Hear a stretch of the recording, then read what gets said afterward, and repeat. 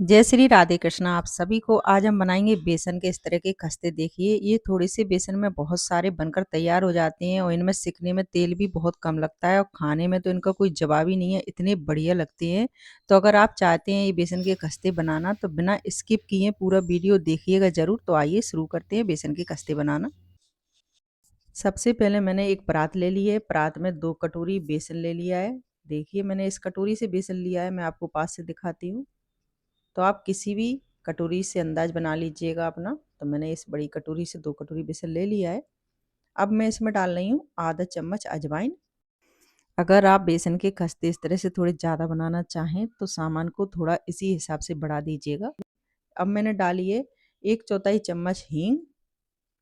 1 चम्मच डाल रही हूँ मैं नमक। इतनी बेसन की खस्तों में 1 चम्मच नमक बिल्कुल सही रहता है। अगर आप कम ज़्यादा खाते हैं तो इस हिसाब से कम ज़्यादा कर लीजिएगा।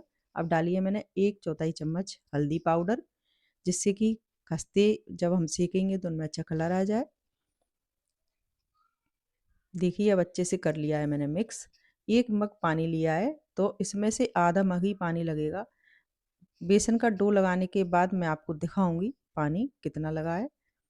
तो अच्छे से थोड़ा-थोड़ा पानी डालकर हम डो तैयार करेंगे। एकदम से पानी नहीं डालेंगे, एकदम से डालेंगे तो बेसन गीला हो जाएगा। तो देखिए, लगभग हमारा डो लग चुका है। तो मैंने आधा कप पानी डाला है, आधा कप बच गया है। अब हाथ में ये बेसन चिपक जाता है, तो इसको कैसे छुड़ाएं? तो इसके लिए मैंने 1 चम्मच सूखा बेसन ले लिया है हाथ में। इस तरह से देखिए छुड़ा लेते हैं। और परात में भी चिपक जाता है बेसन, तो उसको भी हम चम्मच से छुड़ा लेंगे। आप ये खस्ते की रेसिपी देखने के बाद में आपको अगर पसंद आए और आप ज़्यादा से बनाना चाहें तो बना लीजिएगा, क्योंकि ये ख़राब नहीं होते हैं। आप इनको एक बार बना कर रख लीजिए और महीने भर आराम से खाइए। तो लीजिए, बेसन का डो हो गया है हमारा बिल्कुल तैयार। तो 1 चम्मच डाल दिया है तेल। अब इसको कर लेते हैं थोड़ा चिकना। और फिर उसके बाद में मैं आपको पास से दिखाती हूँ किस तरह का डो लगाकर तैयार करना है। ज़्यादा टाइट नहीं लगाना है बेसन का डो, क्योंकि बेलते समय फिर दिक्कत होगी। देखिए, इस तरह का लगाना है सॉफ्ट, ज़्यादा गीला भी नहीं, ज़्यादा टाइट भी नहीं। इस तरह का बिल्कुल लगाकर हमने तैयार कर लिया है बेसन का डो। चलिए, तो अब बनाते हैं खस्ते। 2 चम्मच मैंने सूखा बेसन भी ले लिया है, परात में रख लिया है। लोई भी तोड़ ली है।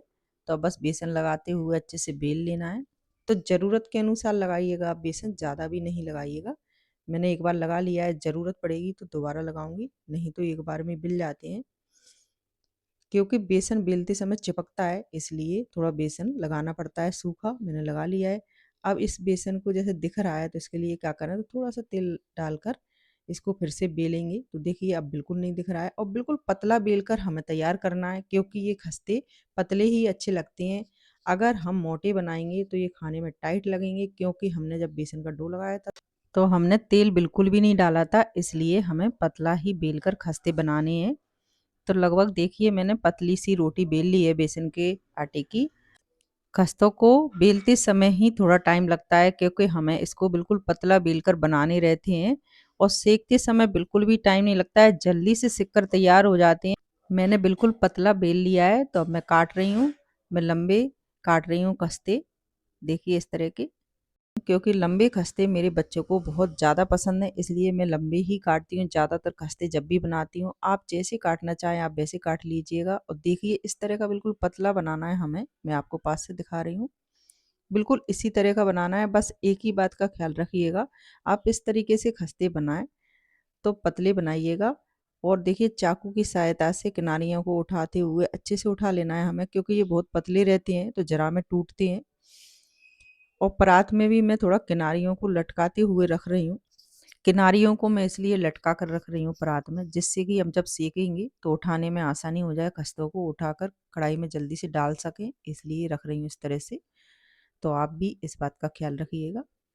इसी तरह से हमें सारे खस्ते बनाकर कर लेने हैं तैयार। होली आने वाली है, तो आप होली पे इन खस्तों को बनाइए। टाइम भी बहुत कम लगता है इनमें बनने में। तो आप बनाकर ट्राई ज़रूर करिएगा एक बार। ये आपको भी पसंद आएंगे और आप जिनको खिलाओगे उनको भी बहुत पसंद आने वाले हैं ये खस्ते, क्योंकि ये लगते ही इतने अच्छे हैं खस्ते।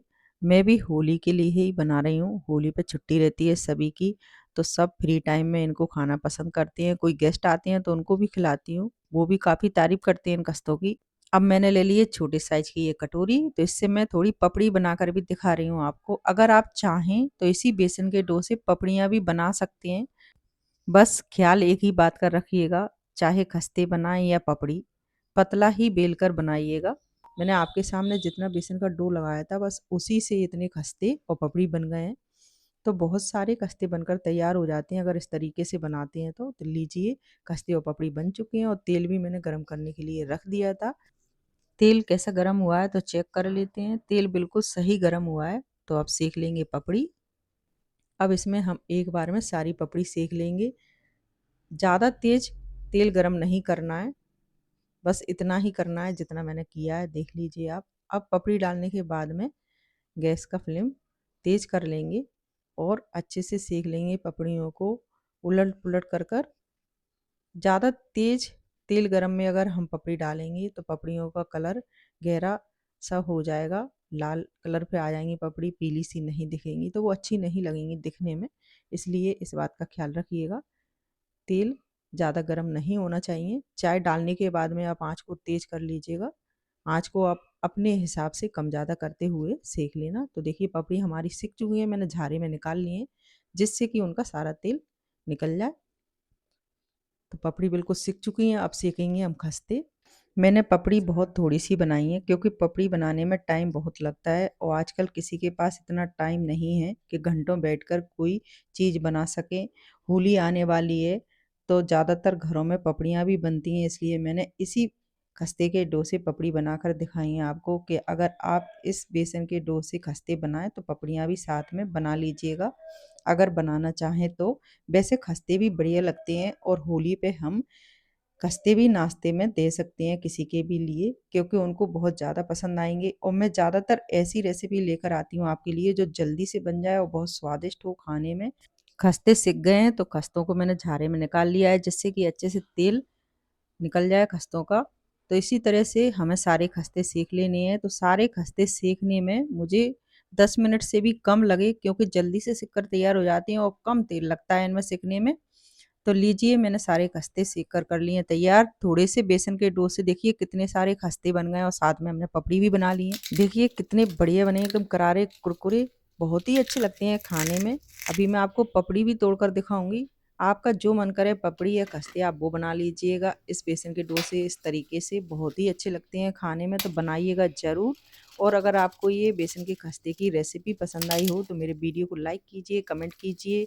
और अगर आप चैनल पर नए हो तो चैनल को सब्सक्राइब करना ना भूलें, चैनल को सब्सक्राइब ज़रूर करें। अगली वीडियो में आपसे फिर मिलते हैं, तब तक के लिए राधे राधे।